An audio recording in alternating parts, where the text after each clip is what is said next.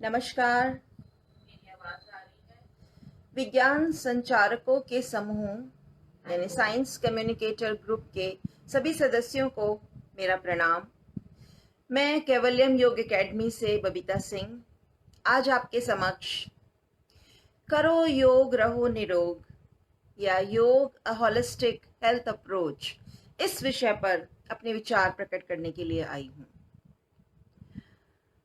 मुझे उम्मीद है कि अभी कुछ और लोग हमारे साथ जुड़ेंगे, तो 5 मिनट में और इंतज़ार करना चाहूँगी। इसी बीच में आपसे कुछ बातचीत कर लूँ। सबसे पहले तो पूनम जी, आप मुझे सुन पा रही हैं अच्छे से? आपने यस लिखा है, thank you for that. Tripathi ji, Anil Kumar Tripathi ji, आपने मेरा स्वागत किया, उसके लिए आपका बहुत बहुत धन्यवाद। हरे कृष्णा पूनम जी, आज आप मुझे ऐसा लाइव सुन पा रही हैं। मुझे उम्मीद है किसी न किसी दिन मैं भी आपको ऐसे ही लाइव सुनूंगी। तो योग के बारे में हम बात करने वाले हैं। मैं एक बात स्पष्ट कर देना चाहती हूँ कि मुझे दिया गया है 40 से 45 मिनट का समय, जिसमें कि मैं कम से कम 25 से 30 मिनट बोलूँगी, आपसे बातचीत करूँगी, और लास्ट के 10 मिनट्स या 15 minutes I would like to do some activity. हम कोशिश करेंगे कि हम कुछ प्रैक्टिकल कर सकें, और क्योंकि आप लोग मेंटली प्रिपेयर नहीं होंगे प्रैक्टिकल के लिए, तो आसन तो मैं नहीं करवाऊंगी, लेकिन हाँ, हम कुछ प्राणायाम ज़रूर कुछ प्रैक्टिस करेंगे, जिसके लिए आपको कुछ विशेष व्यवस्था करने की आवश्यकता भी नहीं है। जैसे भी आप चेयर पर बैठे हैं या नीचे बैठे हैं, जहाँ भी बैठे हैं वहीं बैठे बैठे ये प्राणायाम हम कर लेंगे। तो लास्ट के समय तक रुकिए, हमारे साथ जाइएगा मत। मैं बीच में एक बार और याद दिला दूंगी, जब और कुछ लोग जुड़ेंगे तब फिर एक बार याद दिलाऊंगी इस बात का।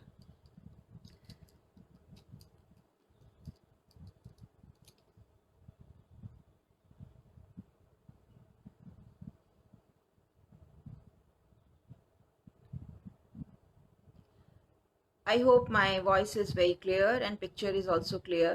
There is no problem. Internet connection अभी अच्छा है, कोई दिक्कत नहीं है।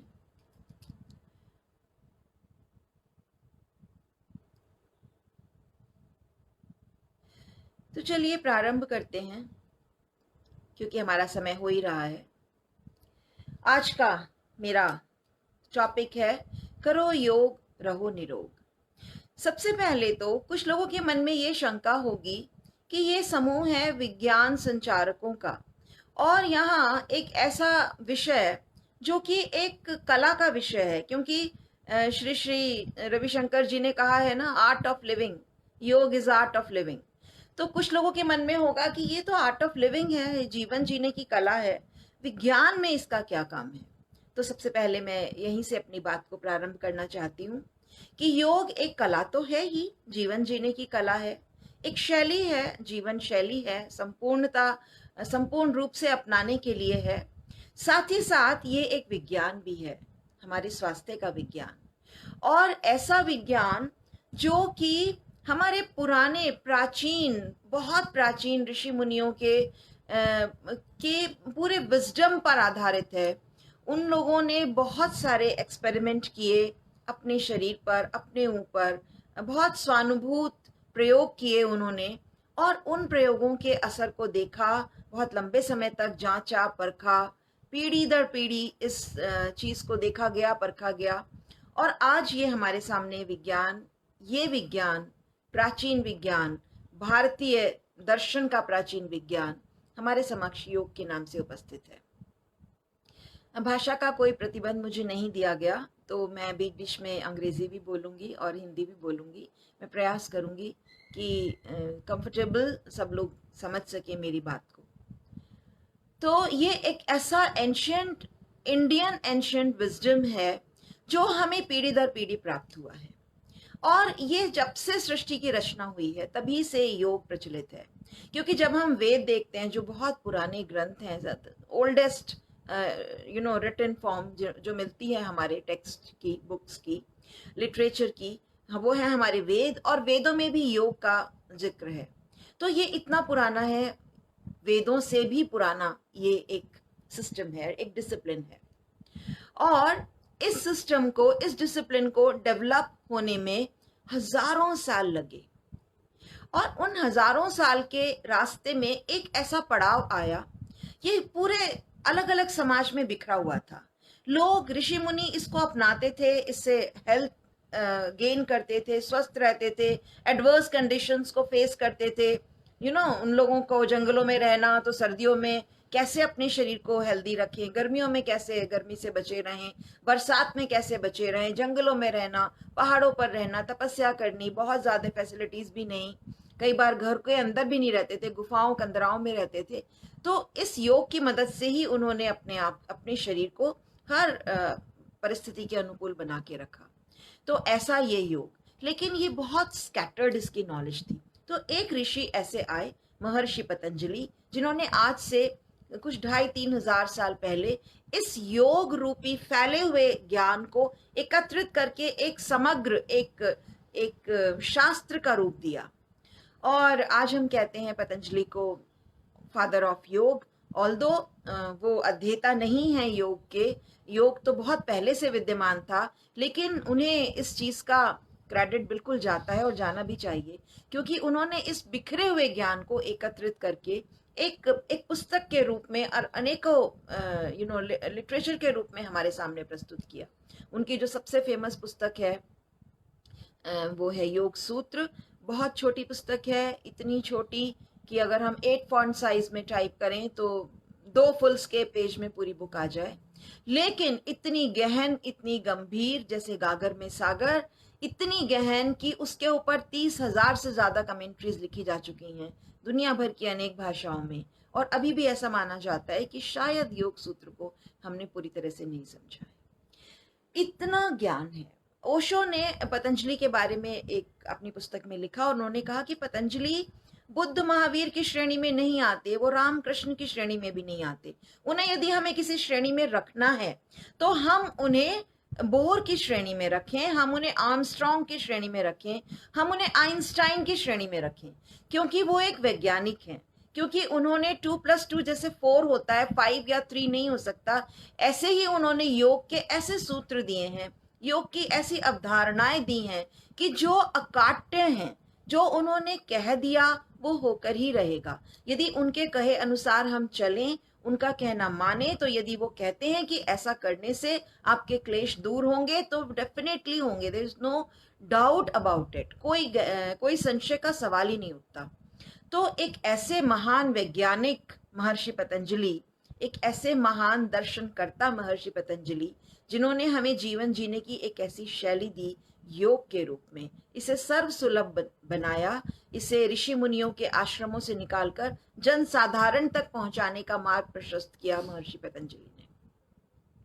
ऐसा योग जो विज्ञान है, जो कला है, जो दर्शन है, उसकी हम आज बात करने जा रहे हैं। मेरा टॉपिक है करो योग रहो निरोग। तो इसका अर्थ ये हुआ कि ये हमारे स्वास्थ्य के लिए आवश्यक है, ये हमें हेल्दी रखने के लिए बहुत जरूरी है। तो आज हम अपनी चर्चा को इसी विषय पर केंद्रित करेंगे। योग क्या है, ये तो अगर मैं बताने लगूं तो सिर्फ इसी विषय पर, योग क्या है, मैं घंटों बातें कर सकती हूँ, लेकिन आज हम उसमें ज्यादा नहीं जाएंगे। सिर्फ मैं एक ही चीज कहना चाहती हूँ, it's a complete harmony between our body, mind and soul, a complete harmony. जैसा कि BKS आयंगार जी, जो बहुत बड़े योगी हुए हैं, उन्होंने कहा है, yoga is like music where the rhythm of the body, the melody of the mind and the harmony of the soul creates perfect symphony। तो योग एक ऐसा स्वास्थ्य का विज्ञान है जिसमें हमारा शरीर, हमारा मन और हमारी आत्मा तीनों एक समन्वय की स्थिति में आ जाते हैं। यदि हम स्वास्थ्य के दूसरे ऑल्टरनेटिव्स को देखें, हमारे सामने क्या क्या स्वास्थ्य के दूसरे ऑल्टरनेटिव्स हैं, तो हमारे सामने जो ट्रेडिशनल मेडिसिन सिस्टम है, एलोपैथी है, होम्योपैथी है, यूनानी है, आयुर्वेदिक है, और इसके अलावा कुछ ऑल्टरनेटिव सिस्टम्स भी हैं, जैसे acupressure, acupuncture, laughter therapy, music therapy, बहुत बहुत सारे थेरेपीज हैं, हर तरह की थेरेपीज हैं। जब हम उन्हें कंपेयर करते हैं योग एज अ थेरेपी, यदि हम उन्हें कंपेयर करें योग थेरेपी के साथ, तो हम देखते हैं कि वो योग के सामने अपना कैंडिडेचर भी प्रस्तुत करने की स्थिति में नहीं है। वो बहुत बहुत बहुत ही बेसिक लेवल पर हैं, क्योंकि ये सारी थेरेपीज, दो तीन चीजें समझिए, ये सारी थेरेपीज काम करती हैं सिम्टम्स के ऊपर। शरीर में कोई सिम्टम है और वो उस सिम्टम को देखेंगी, कोई पर्टिकुलर मेडिसिन देंगी उस सिम्टम को ठीक करने के लिए। जो भी हमारे बीमारी के लक्षण हैं, उन लक्षणों के लाक्षणिक उपचार करती हैं। हाँ, सिम्टोमेटिक रिजोल्यूशन है किसी भी बीमारी का इन थेरेपीज के पास। जबकि योग ऐसा नहीं है। योग सिम्टोमेटिक उपचार नहीं करता, योग करता है सिस्टेमिक उपचार। सिस्टेमिक के दो अर्थ हैं यहाँ पर। नंबर वन, पहला तो सिस्टेमिक जब हम कहते हैं तो इसका मतलब होता है पूरे शरीर का एक साथ, overall. Number two, on our systems. It is working on our systems. It is not working on one symptom, it is working on our systems. And then because it is working on our systems, then it is bringing an overall health. Holistic approach है इसकी। कैसे है वो भी हम बात करेंगे। योग के अलग अलग अवयवों को लेंगे, अलग अलग एलिमेंट्स को लेंगे, किस तरह एक एक एलिमेंट हमारे शरीर के ऊपर काम करता है, हम इस पर भी बातचीत करेंगे। लेकिन पहले तो आप यही समझिए कि योग थेरेपी एक हॉलिस्टिक अप्रोच है, because it is systemic and not symptomatic. ये हमारी इम्यूनिटी को बूस्ट करता है। सबसे पहले तो ये हमें मजबूत बनाता है अंदर से, कि कोई बीमारी हमारे आसपास ही ना आ पाए। योग का सबसे पहला काम ये है। कैसे ये हमारी इम्यूनिटी को बूस्ट करता है? चलिए, मैं एक बायोलॉजी की शिक्षिका हूँ और मैं एक योग शिक्षिका भी हूँ, तो मेरे लिए ये एक फायदेमंद सौदा है। क्योंकि जब मैं योग को देखना चाहती हूँ, समझना चाहती हूँ, तो मैं उसे अपने विज्ञान की कसौटी पर हमेशा से कसती आई हूँ कि मैंने जो पढ़ा, मैंने जो समझा, क्या ये वैसे काम करता है। तो सबसे पहले हम बात करते हैं इम्यूनिटी की। यदि हम स्वस्थ होने की बात कर रहे हैं तो हमें रोग प्रतिरोधक क्षमता की बात तो करनी ही पड़ेगी। यदि हमारी इम्यूनिटी अच्छी है, यदि हमारी रोग प्रतिरोधक क्षमता अच्छी है, तो बीमारियां वैसे ही हमारे पास नहीं आएंगी। तो क्या योग इसमें हमारी मदद कर सकता है? तो इम्यूनिटी क्या है हमारे शरीर की? एज अ बायोलॉजिस्ट मैं आपको बताना चाहती हूँ कि इम्यूनिटी हम दो तरह की मानते हैं अपने शरीर में, innate immunity and acquired immunity. Innate immunity वो इम्यूनिटी है जो हमें जन्मजात मिली है। जब हम पैदा हुए उस समय जो हमारे शरीर में कुछ रोग प्रतिरोधक क्षमताएं थी, जैसे हमारी स्किन, इस तरह की जो भी चीजें थी, ये सब इनेट इम्यूनिटी में आता है। इसमें first line of defence, second line of defence, third line of defence, हम उसमें नहीं जा रहे हैं। लेकिन जो दूसरी प्रकार की इम्यूनिटी है, एक्वायर्ड इम्यूनिटी, वो इम्यूनिटी वो है जो हम अपने लाइफ टाइम में एक्वायर करते हैं, हम उसे अर्जित करते हैं, गेन करते हैं। अब हम कैसे एक्वायर करते हैं उस इम्यूनिटी को, इसके भी दो प्रकार हैं। तो इस इम्यूनिटी को, एक्वायर्ड इम्यूनिटी को भी हम दो भागों में विभाजित करते हैं, passive acquired immunity and active acquired immunity. Passive acquired immunity में कुछ इम्यून सेल्स, कुछ इम्यूनिटी को बूस्ट करने वाली चीजें, दवाइयां या एंटीबॉडीज हमारे शरीर में बाहर से डाली जाती हैं, रेडीमेड एंट्री कराई जाती है। Whenever we fall sick, whenever we met with an accident, the very first thing doctor do is doctor gives us an ATS injection. ATS means anti-tetanus serum. It is introduced in our blood. And what does it contain? It contains antibodies against tetanus germs. ताकि यदि किसी कारण से उस wound के रास्ते tetanus germ हमारे शरीर में एंटर हो गया हो तो उसे वहीं के वहीं मार दिया जाए। हमारा शरीर कुछ काम नहीं कर रहा है इसमें। इसमें कौन काम कर रहा है? जो बाहर से इंट्रोड्यूस कराया गया एटीएस, उसमें जो एंटीबॉडीज हैं इस जर्म के अगेंस्ट, वो इस जर्म से लड़ने का काम करती है। Body is not doing anything, इसीलिए ये पैसिव इम्यूनिटी है। We are not doing anything, it is readymade immunity, we are acquiring from outside. लेकिन ये वन टाइम जॉब है। जितनी बार भी हमें चोट लगेगी, जितनी बार भी हमारा एक्सीडेंट हो गया, तीसरे चौथे महीने के बाद ये हमारे शरीर से खत्म हो जाती हैं और फिर से यदि हमारा एक्सीडेंट हुआ तो फिर हमें एटीएस लेना पड़ता है। तो it is one time protection. It is not helping us much. It is not preparing us. It is not teaching us anything. It is not activating us. ये हमारे शरीर को एक्टिवेट नहीं कर रहा, ना ये हमारे शरीर को कुछ सिखा रहा है। लेकिन एक्टिव एक्वायर्ड इम्यूनिटी में क्या होता है? एक्टिव एक्वायर्ड इम्यूनिटी में हमारा शरीर सीखता है कि यदि ये जर्म आएगा तो मुझे क्या करना है, कैसे मुझे एंटीबॉडीज बनानी है, कौन सी बी लिम्फोसाइट, कौन सी टी लिम्फोसाइट, कौन से मैक्रोफेजेस को मैं तैयार करूं, कौन सी मेमोरी सेल्स को मैं तैयार करूं कि जो इस जर्म से लड़े और आगे भविष्य में कभी भी ये जर्म शरीर में आए तो मैं इसका सामना कर सकूं। तो ये एक्टिव एक्वायर्ड इम्यूनिटी हम वैक्सीनेशन के थ्रू जनरेट करते हैं अपनी बॉडी में। वैक्सीनेशन में एक जर्म माइल्ड फॉर्म में एंटर कराया जाता है और बॉडी उस जर्म से लड़ने में सीख जाती है। जब एक्टिव तंदुरुस्त जर्म जब आएगा, जब बीमारी करने वाला जर्म एंटर करेगा वैसा सा ही उसी जैसा, तो हमारा शरीर पहले से ही ट्रेंड होगा इसके लिए। It's like a mock drill which is done in case of all training centres. तो ये एक मॉक ड्रिल है वैक्सीनेशन, और हमारा शरीर सीख जाता है और हमेशा सीखे रहता है। फिर जब भी वो बीमारी हमारे शरीर में आती है हमारा शरीर उससे लड़ने के लिए सक्षम होता है। योग भी हमारे शरीर में एक्टिव इम्यूनिटी बूस्ट करता है। योग हमारे शरीर की रोग प्रतिरोधक क्षमता को मजबूत करता है, ऐसा बनाता है कि पहली बात तो कोई जर्म एंटर ही ना कर सके, और फिर यदि कर भी जाए तो हमारे शरीर की जो भी रोग प्रतिरोधक सेल्स हैं, इम्यूनिटी कंपोनेंट्स हैं, वो इतने मजबूत हों कि वो उससे लड़ सकें और उसे हरा सकें। अब ये योग कैसे करता है इसके बारे में भी हम बात करेंगे। योग के डिफरेंट एलिमेंट्स कैसे हमारी इम्यूनिटी को बूस्ट करते हैं, कैसे हमें स्वस्थ रखने में हमारी मदद करते हैं। कुछ बीमारियां आजकल के समय में हमारी लाइफस्टाइल डिजीजेस हैं, ज्यादातर बीमारियां, बल्कि कुछ क्यों, मैं तो कहूंगी maximum diseases are lifestyle disorders due to wrong lifestyle, क्योंकि हमने अपने लाइफस्टाइल को बदल लिया है। पहले हम बहुत एक्टिवली काम किया करते थे, घरों में महिलाएं काम किया करती थी, पुरुष भी कुछ मेहनत के काम किया करते थे। अब वो काम करने के लिए हमारे पास गैजेट्स हैं अलग अलग तरह के, तो हमारा शारीरिक श्रम कम हो गया है। अपने घर में हम लोग बैठकर ज्यादा काम करने लगे हैं, कंप्यूटर पर लंबे लंबे समय की सिटिंग्स हो गई हैं हमारी। खाने के मामले में भी हम लोग बहुत ज्यादा फास्ट फूड पर चले गए हैं, जंक फूड पर चले गए हैं, स्टोर्ड फूड पर चले गए हैं। सभी के घरों में रेफ्रिजरेटर है, हम रेफ्रिजरेटेड खाना खाते ही हैं, रख रख कर फ्रिज में स्टोर कर करके खाते हैं हम सभी।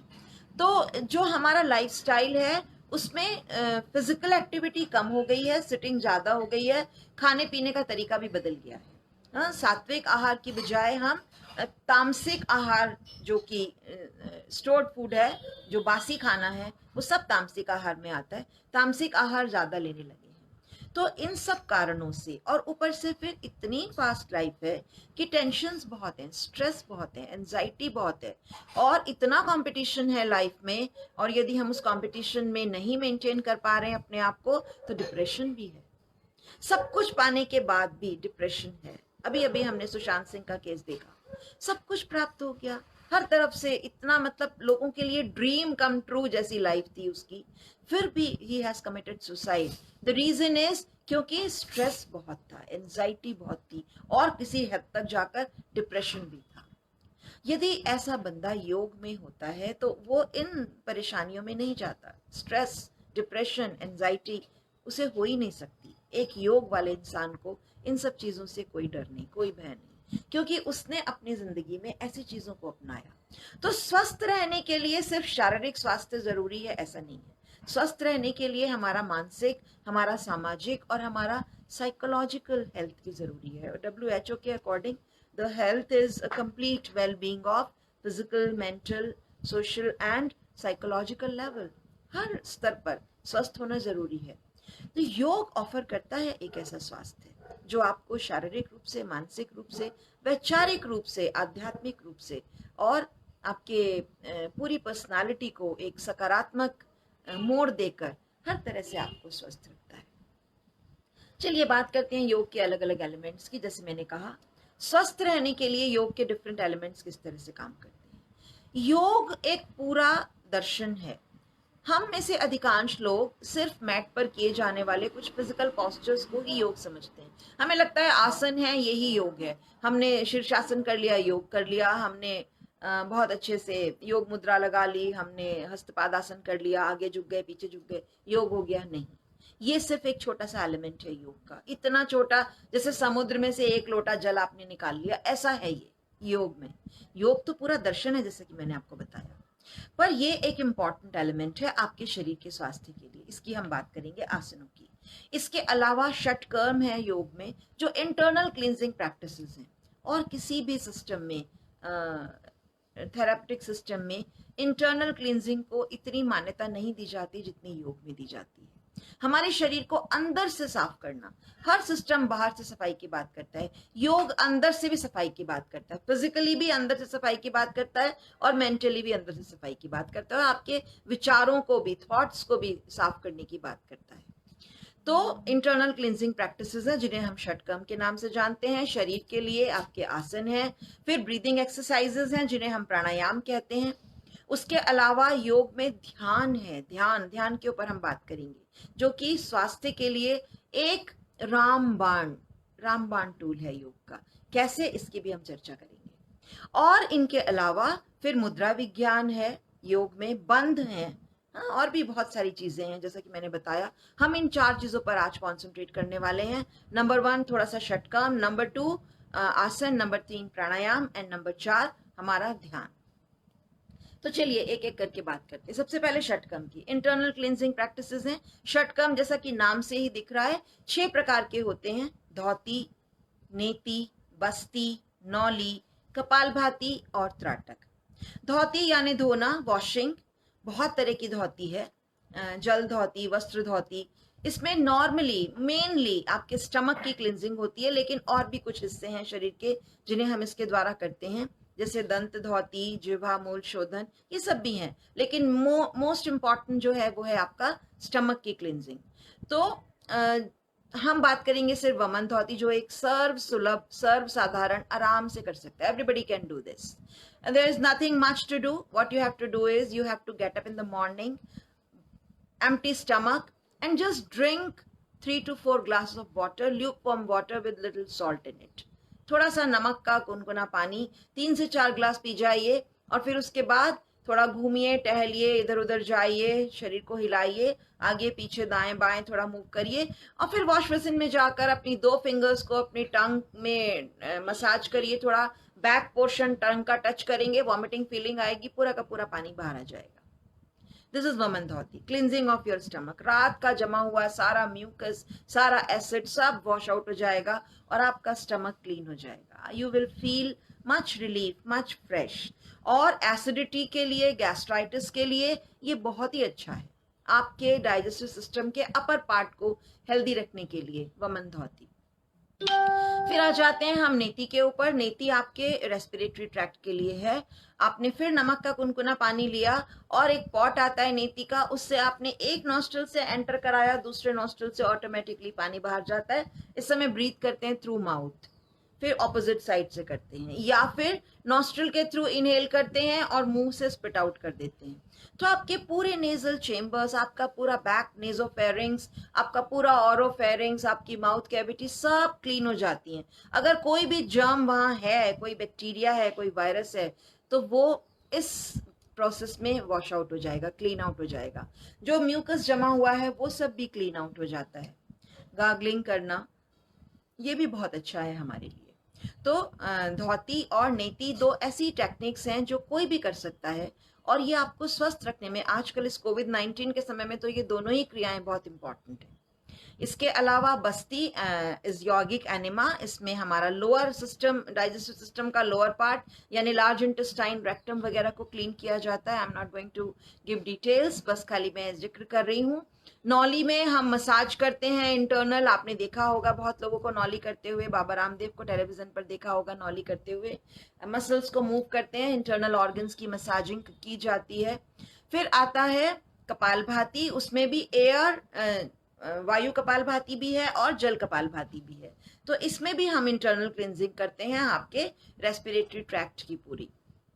और फिर आता है त्राटक। त्राटक आपके कंसंट्रेशन के लिए है, आपके आईज के हेल्थ के लिए है, और ये रीसेट करता है आपकी पिट्यूटरी ग्लैंड को, और इसके थ्रू पिट्यूटरी को रीसेट करके ये आपके पूरे हार्मोनल सिस्टम को भी कंट्रोल करता है। त्राटक अनेक प्रकार से किया जाता है, थम त्राटक, फ्लेम त्राटक, बिंदु त्राटक, वाटर त्राटक, so many things are there. तो ये हैं षट क्रियाएं। षट क्रियाओं के द्वारा हम अपने शरीर की इंटरनल क्लींजिंग करते हैं और उन्हें हेल्दी रखते हैं। अब आ जाते हैं आसनों पर। आसन किस प्रकार से आपकी मदद करते हैं? आसन सबसे ज्यादा पॉपुलर चीज है योग में, और आसन के अनेकों प्रकार हैं। पुराने ऋषि मुनियों को पता था कि सबसे इंपॉर्टेंट हिस्सा है हमारे शरीर का स्पाइन। उन्होंने स्पाइन की हेल्थ के लिए ही 6 प्रकार की क्रियाएं बनाई आसनों में। स्पाइन का ही अपवर्ड स्ट्रेच है, फॉरवर्ड बेंड है, बैकवर्ड बेंड है, साइडवर्ड बेंड है, स्पाइन का टॉर्शन है, स्पाइन का इन्वर्जन है। ये सारे मूवमेंट स्पाइन के होते हैं अलग अलग आसनों में। जैसे ताड़ासन में अपवर्ड स्ट्रेच है, हस्तपादासन में फॉरवर्ड बेंड है, भुजंगासन में बैकवर्ड बेंड है, कोणासन में साइडवर्ड बेंड है, वक्रासन में टॉर्शन है, या शीर्षासन में आपका इन्वर्जन है। ये सारे आसन, सब प्रकार के आसन आपकी स्पाइन को अलग अलग डायरेक्शंस में मूव करते हैं और उसे हेल्दी रखते हैं। और आपकी स्पाइन आपके शरीर को पोस्चर तो देती ही है, साथ ही साथ वर्टिब्रल कॉलम के सेंटर में ये स्थित है। और वर्टिब्रल कॉलम में बहुत सारी बोन्स हैं, आपको पता है 26 वर्टिब्रा हैं, एक के ऊपर एक रखी हुई हैं, और उनके बीच में से नर्व्स निकलती हैं। तो यदि कहीं पर भी स्टिफनेस है, कहीं पर भी प्रॉब्लम है, कहीं गैप ज्यादा हो गया, कहीं गैप कम हो गया, या झुकने में प्रॉब्लम आ रही है, या फ्यूजन हो रहा है बोन्स का, कुछ भी हो रहा है, तो हमारे सारे मूवमेंट्स हिंडर हो जाते हैं। उसके साथ ही साथ बहुत बहुत तकलीफ, दर्द, पेन, शाटिका पेन, बैक एक शुरू हो जाता है। बहुत तरीके की प्रॉब्लम शुरू हो जाती हैं, सर्वाइकल से लेकर आपके लंबर तक और कॉक्सिजियल तक पेनफुल हो जाता है बॉडी। तो इन आसनों के द्वारा आप अपनी स्पाइन को ही नहीं, आप शरीर के बाकी सारे ऑर्गन्स की मसाज करते हैं। आपका पैनक्रियाज, आपका लिवर, आपका स्टमक, आपकी इंटेस्टाइन, आपकी किडनीज, हार्ट, लंग्स, सबके ऊपर काम होता है। आपके कंधे की मसल्स, आपकी बाहों की मसल्स, आपके पैरों की मसल्स, सब मसल्स के ऊपर काम होता है। सब मसल्स टोन अप होती हैं, मसल टोन होंगी तो वो अच्छे से काम करने के लिए तैयार होंगी। तो सबसे पहला असर तो यही है आपका, आसनों का मसल टोनिंग करता है। जो दूसरा बहुत मेजर इफेक्ट है आसनों का आपके शरीर पर, वो है जैसे ही आप आसन करना प्रारंभ करते हैं, आपका सडनली ब्लड सर्कुलेशन थोड़ा फास्ट हो जाता है, आपका हार्ट थोड़ा फास्ट काम करना शुरू कर देता है। साथ ही साथ आप डीप ब्रीदिंग भी कर रहे हैं पैरेलली, तो ऑक्सीजन कंटेंट शरीर में बहुत ज्यादा जाता है। अब ये क्या कर रहा है, ब्लड क्या कर रहा है? As a student of science, ये पूरा साइंस के स्टूडेंट्स का ग्रुप है, तो मुझे बहुत एक्सप्लेन करने की जरूरत नहीं है। What is the role of blood in our body? It distribute oxygen and nutrition to each and every cell of the body, and it collect all the waste from each and every cell and helps in its elimination. तो जब blood fast flow करेगा तो ये trillions of cells को faster supply करेगा nutrition और oxygen की, और फास्ट करेगा removal of toxic material. So faster oxygenation, faster nutrition and faster detoxification of each and every cell of the body. और आप समझ लीजिए, यदि ज्यादा अच्छे से खाना मिल रहा है, ज्यादा अच्छे से ऑक्सीजन मिल रही है, विषैले पदार्थ ज्यादा अच्छे से निकल रहे हैं, तो स्वस्थ तो होंगी ही हमारे शरीर की सेल्स का रिजुविनेशन, सेल्स, नई सेल्स बनने की रेट, क्योंकि ये लगातार मरती रहती हैं, बनती रहती हैं, तो नई सेल्स बनने का रेट सब अच्छा हो जाएगा। हर सेल स्वस्थ होगी, हर सेल स्वस्थ होगी तो डेफिनेटली हमारी इम्यूनिटी सेल्स भी स्वस्थ होंगी। जितनी भी WBCs, क्योंकि वो लगातार लड़ती रहती हैं, मरती रहती हैं, तो जितनी भी जाएंगी लड़ाई में, शहीद होंगी हमारे शरीर के फाइट करने में जर्म्स के साथ, उतनी ही फ्रेश नई बन भी जाएंगी। ब्लड अच्छे से बनेगा, हमारा हीमोपोइसिस का प्रोसेस अच्छा होगा, हमारी बोन्स स्ट्रांग होंगी, मिनरल न्यूट्रिशन, मिनरल का जो भी बैलेंस है शरीर में, कैल्शियम है, मैग्नीशियम है, आयरन है, ये सब अच्छा रहेगा। अब तीसरा जो इफेक्ट है, जैसे मैंने बताया, इंटरनल ऑर्गन्स की मसाज करते हैं ये आसन। तो इंटरनल ऑर्गन्स की मसाज जब ये आसन करते हैं, तब भी ये उन ऑर्गन्स को हेल्दी बनाते हैं। ये उन ऑर्गन्स की हेल्थ के लिए ये बहुत जरूरी है, क्योंकि मसाजिंग हमेशा किसी भी चीज में फिर से ब्लड सर्कुलेशन इंक्रीज करती है। तो उन ऑर्गन्स को जब हम आगे झुकते हैं तो हमारे सारे आगे के ऑर्गन्स की मसाज होती है, हमारी बैक मसल स्ट्रेच होती है। हम पीछे जाते हैं तो हमारी पीठ में कंप्रेशन आता है, लेकिन फ्रंट मसल्स हमारी स्ट्रेच होती है। ये स्ट्रेचिंग, ये कंप्रेशन हमारी इन पूरे शरीर के अंगों को और मसल्स को स्वस्थ बनाता है। in general, not one particular thing, in general, all the systems, digestive हो, respiratory हो, circulatory हो, excretory हो, nervous system हो, skeletal system हो, muscular system हो, reproductive system हो, immunity system हो, कोई सा भी system हो हमारे शरीर का, हर system पर, या endocrine system, हर system पर काम करता है। एंडोक्राइन की मैं बात कर रही हूँ। एंडोक्राइन सिस्टम के ऊपर भी ये आसन काम करते हैं, क्योंकि फॉर एग्जांपल वक्रासन में आप लेफ्ट साइड गए तो आपके स्टमक के नीचे पैनक्रियाज है, पैनक्रियाज के ऊपर काम होगा। ना सिर्फ पैनक्रियाटिक जूस डाइजेशन के लिए अच्छा बनेगा, बल्कि इंसुलिन और ग्लूकागॉन का सिक्रीशन भी अच्छा होगा। आप राइट साइड गए तो आपके लिवर के ऊपर काम होगा, और आपको पता है liver is the best detoxifier in your body. Liver की हेल्थ अगर अच्छी नहीं है तो आप ना तो अच्छे से खा सकते हैं और ना ही आप अच्छे से कोई भी चीज पचा सकते हैं। तो लिवर के ऊपर काम होता है। जब भी आप नीचे की तरफ झुकते हैं बहुत कंप्रेशन देते हुए एब्डोमेन पे, तो आपकी किडनीज पर, आपकी इंटेस्टाइन पर काम होता है, आपके शरीर के हर अंग पर काम होता है। आप भद्रासन में बैठ जाते हैं तो आपके स्ट्रेचिंग आ जाती है, रिप्रोडक्टिव सिस्टम पर और आपके एक्सक्रीटरी सिस्टम पर बहुत अच्छा काम होता है। तो ये सारे सिस्टम्स सुधरते हैं, इन सबकी कार्य प्रणाली अच्छी होती है योग करने से। ये मैंने फिजिकल एस्पेक्ट की बात करी और फिजियोलॉजिकल एस्पेक्ट की भी बात करी। So physically and physiologically these asanas make your body healthy. अब हम आ जाते हैं प्राणायाम के ऊपर। प्राणायाम यानी कि हमारी ब्रीदिंग एक्सरसाइजेस। एक्चुअली प्राणायाम ब्रीदिंग प्रैक्टिस नहीं है, breathing is a tool for pranayama. Then what is pranayama? प्राणायाम एक ऐसी ब्रीदिंग प्रैक्टिस है, एक ऐसा मैकेनिज्म है जो प्राणों को समृद्ध करता है। प्राण क्या भला है? प्राण क्या है? प्राण कहाँ है शरीर में? ऐसा कहा जाता है ना कि जब कोई किसी व्यक्ति की डेथ हो गई, कोई व्यक्ति मर गया, तो कहते हैं ना इसके प्राण निकल गए। ये जो निकला प्राण, ये प्राण एक डिवाइन एनर्जी है। आप उसे किसी भी फिजिकल एनर्जी से कंपेयर नहीं कर सकते, ना आप उसे हीट एनर्जी कह सकते, ना इलेक्ट्रिकल एनर्जी कह सकते। कोई किसी तरह की ऐसी एनर्जी नहीं है प्राण जिसे आप फिजिकल टर्म्स में नाप सकें। ये जो प्राण है ये एक डिवाइन एनर्जी है।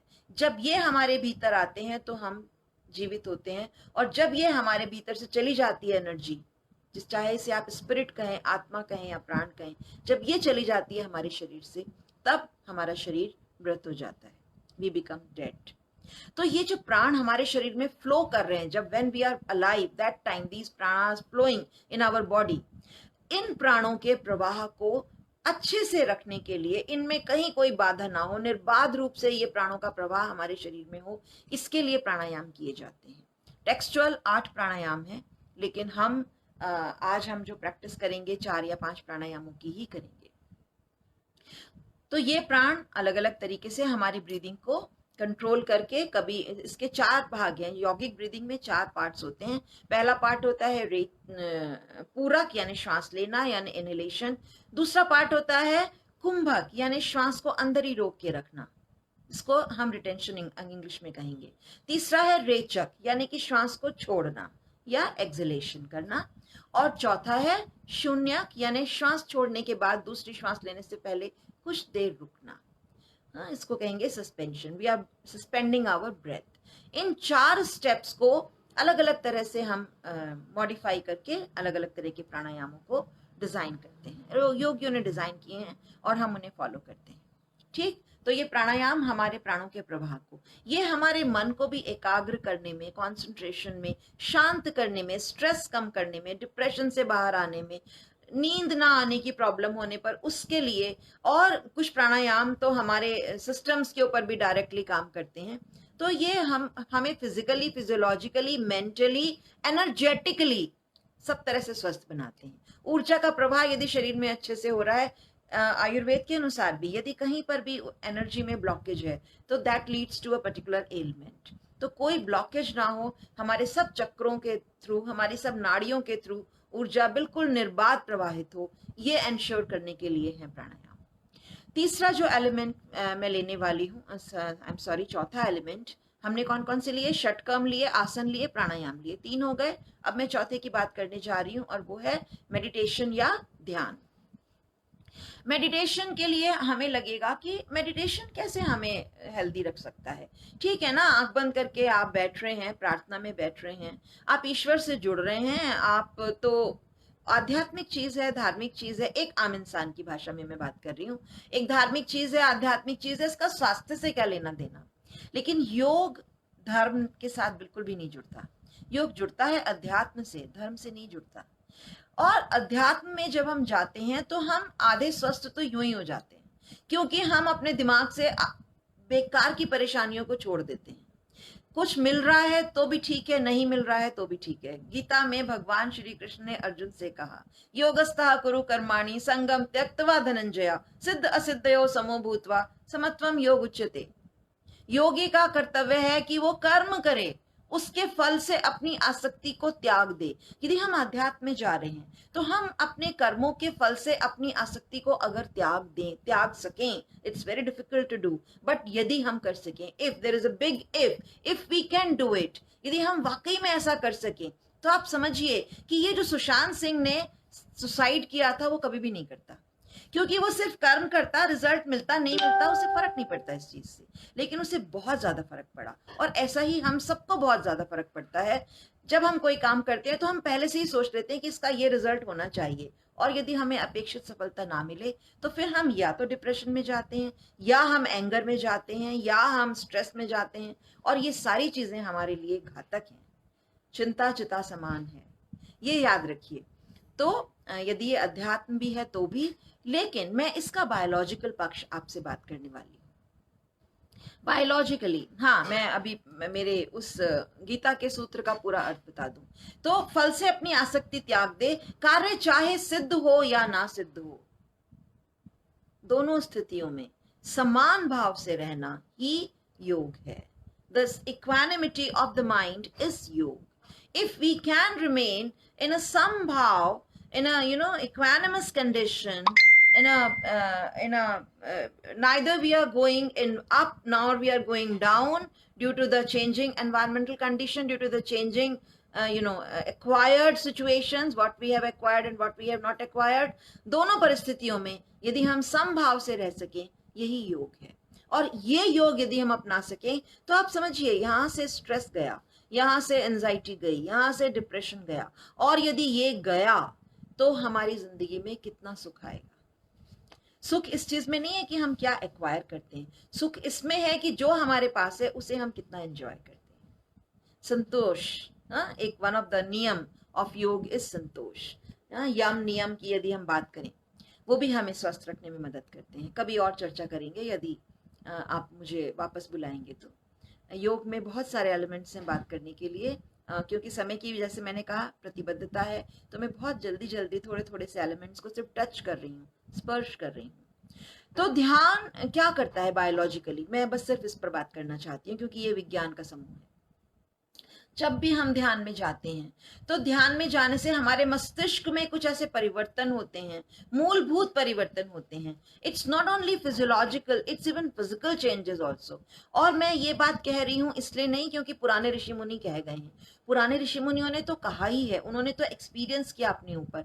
लेकिन मित्रों, आज के वैज्ञानिकों ने उन सारी चीजों को विज्ञान की कसौटी पर कसा, और बहुत सारी दुनिया भर में रिसर्चेस हो रही हैं योग के ऊपर, और उन रिसर्चेस के जो परिणाम हैं, उन परिणामों के आधार पर मैं आपसे कह रही हूँ, आप गूगल करके देखिए, आपको ढेर रिसर्च मिलेंगी योग के ऊपर। दुनिया भर के साइंटिस्ट कर रहे हैं, हाँ, अमेरिका में, इंग्लैंड में, जर्मनी में, जापान में, हर तरफ, इंडिया में भी, हर तरफ साइंटिस्ट इसके ऊपर रिसर्चेस कर रहे हैं।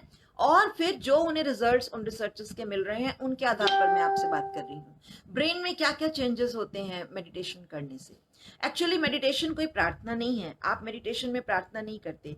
मेडिटेशन में आप प्रयास करते हैं कि आप विचार मुक्त हो जाएं, और बल्कि प्रयास करना भी आपको छोड़ना होता है। आप सिर्फ बैठते हैं मेडिटेशन में और ये इंतजार करते हैं कि कब मेरा मस्तिष्क विचारों से मुक्त हो जाएगा। ये जो विचारों से मुक्त होना है, ये असीम शांति का अनुभव करवाता है आपको। तो मेडिटेशन कोई प्रार्थना करने का माध्यम नहीं है। मेडिटेशन, प्रार्थना में हम ईश्वर से बात करते हैं, मेडिटेशन में हम दरअसल सुनते हैं उसकी आवाज। ये भी कहा गया है कि जितने भी लोगों को जो कुछ भी ज्ञान उन्हें प्राप्त हुआ, ईश्वरीय दैवीय ज्ञान, जैसे बुद्ध को बुद्धत्व प्राप्त हुआ, तो वो तभी प्राप्त हुआ जब वो मेडिटेशन में गए। बाहर से उन्होंने ज्ञान नहीं लिया, ये ज्ञान सब उनके अंदर से प्रस्फुटित हुआ। और वो कब हुआ? जब वो ध्यान की अवस्था में गए, डीप मेडिटेशन स्टेज में गए, ट्रांस स्टेज में गए। तो इस मेडिटेशन की अवस्था में क्या होता है, देखा गया है ऐसा, हमारे मस्तिष्क का एक छोटा सा हिस्सा है, ब्रेन का एक छोटा सा हिस्सा है, उसका नाम है amygdala. That is responsible for all the stress in our body. सारी नेगेटिव जितने भी हमारी विचारधारा है, जितना भी स्ट्रेस है, उसके लिए अमाइगडाला रिस्पॉन्सिबल होता है। It's it's like an almond, हाँ, बादाम जितना छोटा सा एक पार्ट है। जो लोग कॉन्स्टेंटली मेडिटेशन करते हैं, 5 साल 6 साल 8 साल लगातार मेडिटेशन करते हैं, उनमें ये रिसर्च की गई, देखा गया कि पहले अमाइगडाला का जो साइज था और मेडिटेशन इतने लंबे समय करने के बाद जो बाद में उनके अमाइगडाला का साइज रिड्यूस होता हुआ देखा गया। तो ये रिड्यूस होता हुआ अमाइगडाला का जो साइज है, इस अमाइगडाला के रिड्यूस साइज से उनकी बॉडी में स्ट्रेस भी कम हुआ डेफिनेटली। इसके अलावा जो फ्रंटल कॉर्टेक्स है, ये कंटिन्यूड होगा ना? हेलो सर, ब्रेक तो नहीं हुआ होगा? तो जो हमारी फ्रंटल कॉर्टेक्स है सेरेब्रम का, that is responsible for all the cognitive abilities, हमारी मेमोरी, हमारी कॉन्सेंट्रेशन, जो कुछ भी हमारी कॉग्निटिव एबिलिटीज हैं, इन सब के लिए हमारा फ्रंटल कॉर्टेक्स रिस्पॉन्सिबल है। और ये देखा गया मेडिटेशन करने वाले लोगों में, कम से कम 5 साल लगातार जिन लोगों ने मेडिटेशन किया, उनके लेफ्ट फ्रंटल कॉर्टेक्स में साइज में एक्चुअल इंक्रीज हुआ, रियली इंक्रीमेंट देखा गया, उनके नंबर ऑफ न्यूरॉन्स बढ़ गए और उनकी brain power, brain capacity tremendous many fold increase हुई। हम सबको पता है हम अपनी ब्रेन कैपेसिटी बहुत ही कम इस्तेमाल कर पाते हैं, पूरी ब्रेन कैपेसिटी का 3-4-5% मैक्सिमम। जो बड़े बड़े साइंटिस्ट हुए जैसे आइंस्टाइन, वो भी 10-12% तक अपनी ब्रेन कैपेसिटी इस्तेमाल कर पाए थे। योग जब हम करते हैं तो हम अपनी इस ब्रेन कैपेसिटी को इस्तेमाल करने लायक बनाते हैं। हमारी जो हम 3% ही कर पा रहे थे, 5-6-7 तक ले जाते हैं आराम से। योगी की स्मरण शक्ति, योगी की एनालाइजिंग पावर, चीजों को समझने की क्षमता, ये सब बहुत ज्यादा बढ़ जाती है। और इन सबसे भी ज्यादा एक और चीज है, हमारे ब्रेन में जो न्यूरोट्रांसमीटर्स रिलीज होते हैं, जो हार्मोन्स रिलीज होते हैं, ब्रेन के हार्मोन्स रिलीज होते हैं, वो 2 प्रकार के होते हैं, कुछ होते हैं नेगेटिव, कुछ होते हैं पॉजिटिव। हमारे पूरे शरीर में कुछ नेगेटिव हार्मोन है जो हमें स्ट्रेस कंडीशन में मदद करते हैं लड़ने के लिए। लेकिन यदि स्ट्रेस नहीं है और हम खामखा ही स्ट्रेस ले रहे हैं, सामने एक कॉकरोच है और हम डर गए, हमारे दिल की धड़कन बढ़ गई, हमारी हार्ट बीट तेज हो गई, हमारी सांस तेज हो गई, छिपकली दीवार पर बहुत दूर बैठी और हम उसे देखकर डर गए, ये भी एक स्ट्रेस है। हाँ, ऐसा होता है लोगों के साथ। तो यदि ऐसे छोटी छोटी सी बातों से हमने स्ट्रेस लेना शुरू कर दिया, पीछे खटका हुआ और हम डर गए, दिल की धड़कन बढ़ गई, ऐसे लोग होते हैं। तो यदि हम हर बात पे स्ट्रेस लेंगे तो ये चीजें जो हमें एक्चुअल इमरजेंसी में मदद करने के लिए बनी है, यही हमारे लिए घातक हो जाएंगी। तो जब हम ध्यान में जाते हैं तो ये स्ट्रेस हार्मोन हमारे शरीर में, जो सिर्फ इमरजेंसी सिचुएशंस में निकलने चाहिए, but as a matter of habit बार बार हर छोटी बड़ी बात पर निकलने लग जाते हैं और हमारे शरीर के हर ऑर्गन पर अपना प्रभाव डालते हैं। हार्ट को वीक करते हैं, किडनीज को वीक करते हैं, लिवर को वीक करते हैं, इनके फेलियर के चांसेस बढ़ जाते हैं। इनके कारण इन सारे स्ट्रेस हार्मोन्स का अमाउंट कम हो जाता है जब हम मेडिटेशन करते हैं। लाइक एड्रेनालिन, लाइक कॉर्टिसोल, इनका अमाउंट कम हो जाता है। और इनकी बनिस्बत वो हार्मोन जो हमें ट्रैंक्विल करते हैं, हमें शांत करते हैं, हमें पीसफुल रखते हैं, हमें पेन से छुटकारा दिलाते हैं, एक फील गुड फैक्टर देते हैं, जैसे सेरोटोनिन, एंडोर्फिन, डोपामिन, ऑक्सीटोसिन, ये सारे हार्मोन्स हमारे शरीर में बढ़ जाते हैं। ये देखा गया है मेडिटेशन के द्वारा। मेडिटेशन हमारे माइंड पर कंट्रोल करता है और माइंड आपकी पूरी बॉडी का कंट्रोलिंग एजेंट है। आपको पता है आपकी बॉडी, पूरी body is under the control of hormones, अलग अलग ग्लैंड से निकलने वाले हार्मोन्स हैं। As a student of science I can tell you, and as a teacher of biology I can tell you all the physiological phenomenon, the entire metabolism is under the control of hormones, and all the hormones are secreted by endocrine glands, and these endocrine glands are under the control of one master gland which is located just below the brain, and the name of the gland is pituitary. All of you must be knowing pituitary gland. But जो लोग zoology वाले नहीं हैं उन्हें शायद इस चीज का पता है या नहीं पता है, मैं बताती हूँ। Pituitary itself is under the control of one part of brain and that is hypothalamus. तो अल्टीमेट बॉस तो दोस्तों ब्रेन ही है आपका। पिट्यूटरी को हाइपोथैलेमस कंट्रोल करता है और दोनों मिलके बाकी सारी ग्लैंड्स को कंट्रोल करते हैं, बाकी ग्लैंड्स हार्मोन सिक्रेट करके पूरे शरीर को कंट्रोल करती हैं। तो यदि आपका ब्रेन शांत है, यदि आपके ब्रेन में नेगेटिविटी नहीं है, यदि आपके ब्रेन में स्ट्रेस, एंजाइटी, डिप्रेशन की कोई फीलिंग नहीं है, तो कौन से हार्मोन्स निकलेंगे, कैसे पूरे शरीर को स्वस्थ रखेंगे? तो आप समझ लीजिए, ध्यान या meditation is the ultimate tool of योग विच कीप्स अस हेल्दी।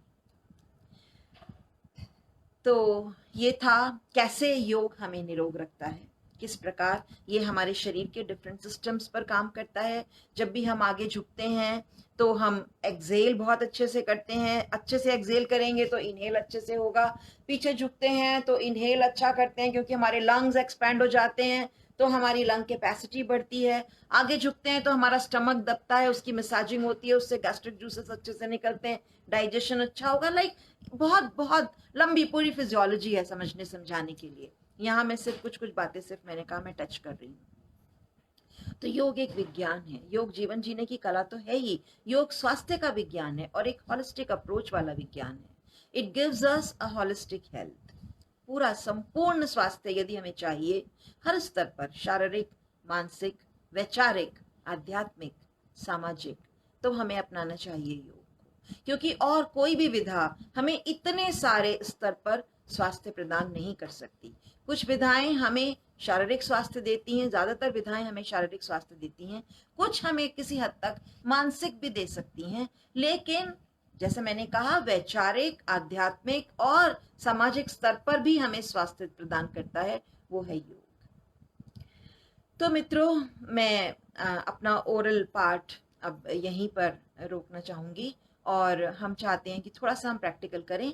तो मेरा आप सबसे आग्रह है, जो लोग भी मेरे साथ जुड़े हुए हैं वो लोग कृपया जहां बैठे हैं, जिस पोजीशन में बैठे हैं उसी में बस अपने आप को थोड़ा सा एडजस्ट कर लें।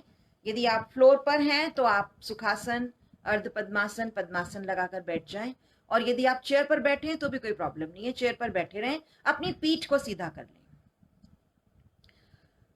3-4 प्राणायाम जल्दी जल्दी सिर्फ डेमोन्स्ट्रेशन के पॉइंट ऑफ व्यू से मैं करने जा रही हूँ। सबसे पहला प्राणायाम हम लेंगे भस्त्रिका प्राणायाम। इसमें हम अब करते हैं एब्डोमिनल ब्रीदिंग।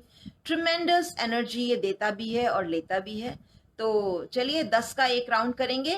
पेट को पूरा अंदर दबाते हुए श्वास छोड़ेंगे, पेट को पूरा फुलाते हुए श्वास लेंगे, जल्दी जल्दी करेंगे।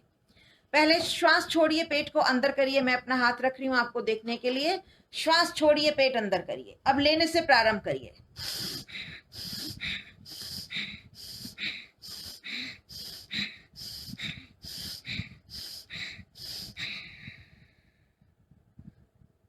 ओके, तो ये है भस्त्रिका। आपने अगर किया है मेरे साथ तो आप देखेंगे इतने से ही आपको लगेगा कि आपके हेड रीजन में ब्लड का फ्लो इंक्रीज हो गया है, सडनली कुछ एक्टिविटी यू कैन फील।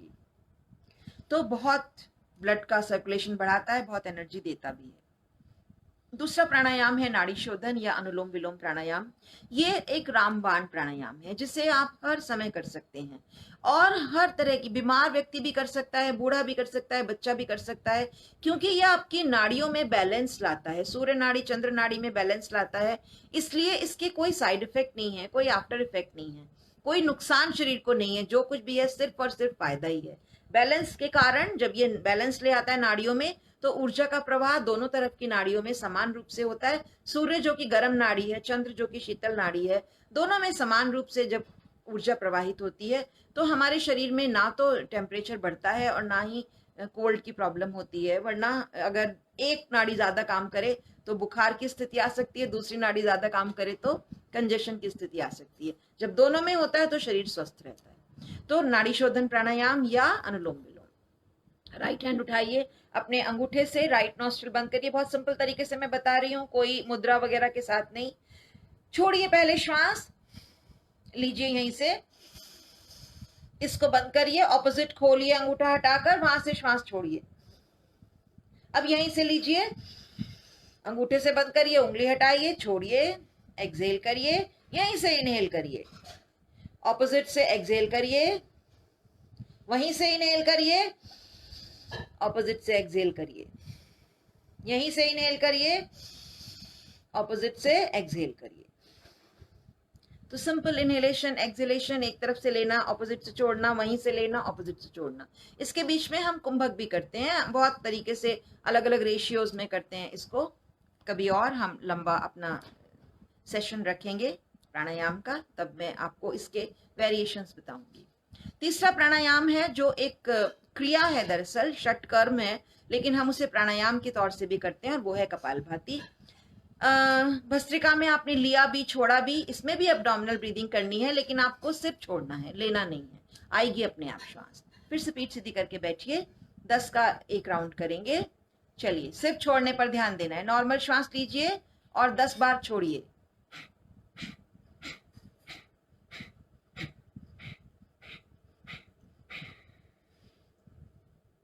क्योंकि इसमें आधा काम करना है तो आप इसे लंबा भी कर सकते हैं। जहां भस्त्रिका आपको 10 से स्टार्ट करना चाहिए, कपालभाति में आप 20 से स्टार्ट कर सकते हैं, क्योंकि आपके एफर्ट कम लग रहे हैं। कपालभाति के 20-20 के 3 राउंड अगर आप करें तो आपके लिए बहुत अच्छा है। अगला प्राणायाम जो बहुत इंपॉर्टेंट प्राणायाम है वो है उज्जाई प्राणायाम। उज्जाई प्राणायाम बहुत सिंपल है, लेकिन उसके इफेक्ट्स बहुत ज्यादा हैं और बहुत सारी बीमारियों पर यह काम करता है। द रीजन इज क्योंकि ये आपकी थ्रोट के में एक जो आपकी ग्लैंड लोकेटेड है, दैट इज थायराइड ग्लैंड, उसको एक्टिवेट करता है। और थायरोक्सिन हार्मोन थायराइड ग्लैंड के जो ट्राईआयोडोथायरोनिन, टेट्राआयोडोथायरोनिन, थायरोकैल्सिटोनिन, जितने भी हार्मोन्स हमारे निकलते हैं थायराइड ग्लैंड से, ये हमारी बॉडी के मेटाबॉलिज्म को कंट्रोल करते हैं। प्रोटीन हो, फैट हो, कार्बोहाइड्रेट हो, हर तरह के, कैल्शियम मेटाबॉलिज्म, सबको कंट्रोल करते हैं। तो अगर ये अच्छे अमाउंट में निकलेंगे तो आपके शरीर का मेटाबॉलिज्म अच्छा रहेगा। इसलिए ये प्राणायाम बहुत इंपॉर्टेंट प्राणायाम है। क्या करना है, आपको श्वास छोड़नी है। लेने से पहले अपने थ्रोट को अंदर से थोड़ा सा टाइट करना है, थोड़ा सा टाइट, जैसे हम यूरिन रोकने के लिए अपने विजाइना को टाइट करते हैं, ऐसे ही आपको थ्रोट को टाइट करना है और फिर श्वास लेनी है। तो एक घरघराती हुई आवाज के साथ श्वास अंदर जाएगी, आपको वाइब्रेशन फील होगा अपने थ्रोट में अंदर की तरफ। और फिर कुछ रुककर राइट नॉस्ट्रिल बंद करके लेफ्ट से एक्सहेल करते हैं। देखिए कैसे करेंगे, 2 बार मैं करूंगी। पहले श्वास छोड़िए, पीठ सीधी रखिए, कंठ को अंदर से टाइट करिए,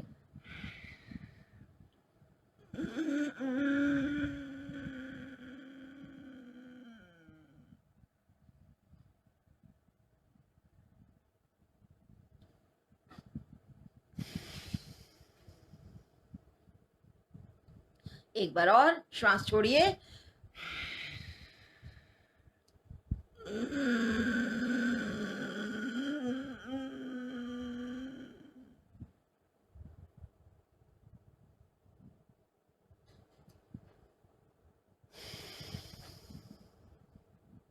ये था उज्जाई। अब अंतिम प्राणायाम हमारा भ्रामरी प्राणायाम, और उसके बाद ओम चैंटिंग। भ्रामरी के बाद आप लोग अपनी आंखें बंदी रखिएगा, लेकिन 2 बार भ्रामरी करने के बाद अपने हाथों को नीचे पैरों के ऊपर ले आएंगे, आंखों को बंद रखेंगे। उसके बाद हम उद्गीत प्राणायाम या ओम चैंटिंग करेंगे। चलिए, पीठ सीधी करिए।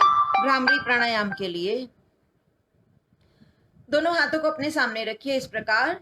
छोटी उंगली आपकी चिन पर, दूसरी नाक के नीचे, तीसरी नाक के ऊपर, चौथी बंद आंखों की पलकों पर। अपने कानों को टाइट बंद करिए। लीजिए लंबी गहरी श्वास।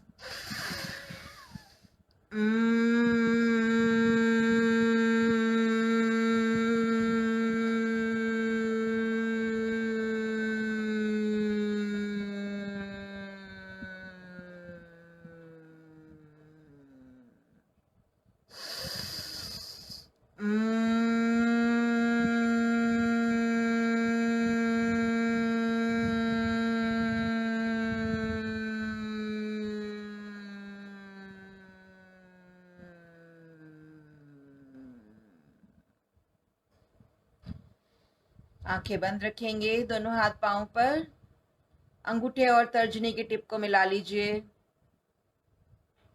छिन्न मुद्रा बना लीजिए, पीठ को सीधी रखिए। 2 बार करेंगे ओम का उच्चारण। अ, उ और म, 3 ध्वनियों को एक के बाद एक सक्सेशन में जब हम उत्पन्न करते हैं तब बन जाता है ओम। लीजिए लंबी गहरी श्वास।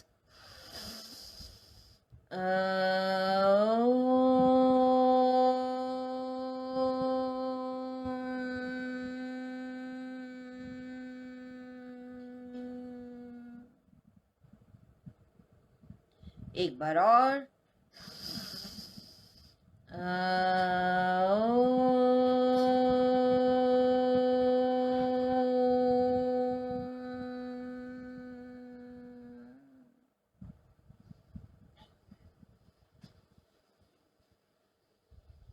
धीरे धीरे अपनी आंखें खोलिए।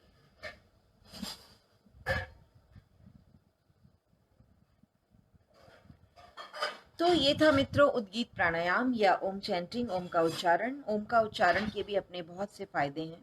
ये भी एक प्राणायाम की तरह हमारे शरीर पर काम करता है।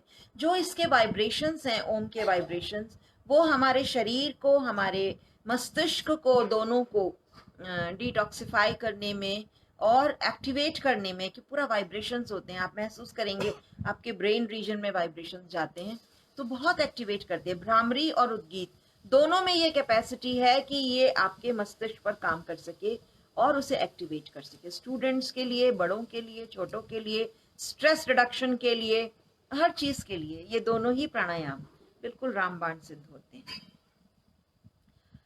मुझे उम्मीद है कि आज आप लोगों को योग किस प्रकार हमें स्वस्थ रखने में मदद करता है, ये मैंने बहुत बेसिक लेवल पर बताया। इसमें हम एक एक सिस्टम के ऊपर भी बात कर सकते हैं कि किस सिस्टम में योग के किस एलिमेंट से क्या चेंजेस, क्या बदलाव आते हैं। तो वो बहुत लॉन्ग चला जाएगा, इसलिए कभी और यदि मुझे मौका मिला तो हम और डिटेल में इस पर बात करेंगे। आज के लिए इतना ही काफ़ी है। और यदि आपकी कोई भी प्रश्न है इससे संबंधित, तो आप बिल्कुल मुझे कांटेक्ट कर सकते हैं। यहाँ इस पोस्ट पर भी आप अपने प्रश्नों को भेज सकते हैं, मैं यथाशक्ति उनका उत्तर देने का प्रयास करूंगी। मेरा नंबर भी इस ग्रुप पर आपको मिल जाएगा। यदि आप मुझसे बात करना चाहते हैं तो आप मुझसे बात भी कर सकते हैं। मैं उज्जैन कैवल्यम द योगा एकेडमी से डॉक्टर बबीता सिंह आप सबसे अब विदा लेती हूँ। हरिओम, नमस्कार।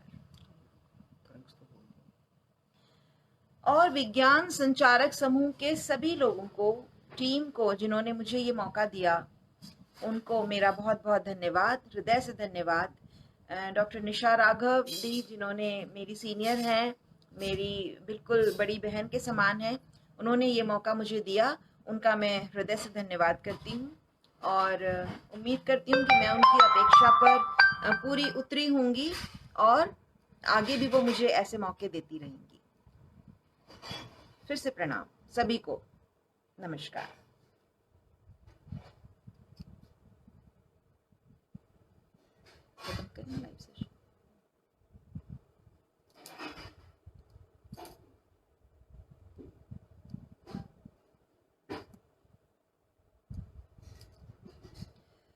I think I need to finish it myself. निशा दी, आप कुछ बोल सकती हैं, यहाँ लिख सकती हैं मैसेज। मेरा बहुत बहुत धन्यवाद अनिल कुमार त्रिपाठी जी को, पूनम सिंह को, निशा दी को, आशुतोष कुमार सिंह को, संजय यादव जी, रेनू, जो लोग भी यहाँ हैं इस समय, उन सबको मेरा बहुत बहुत धन्यवाद और बहुत बहुत नमस्कार, प्रणाम। चलिए, हरिओम।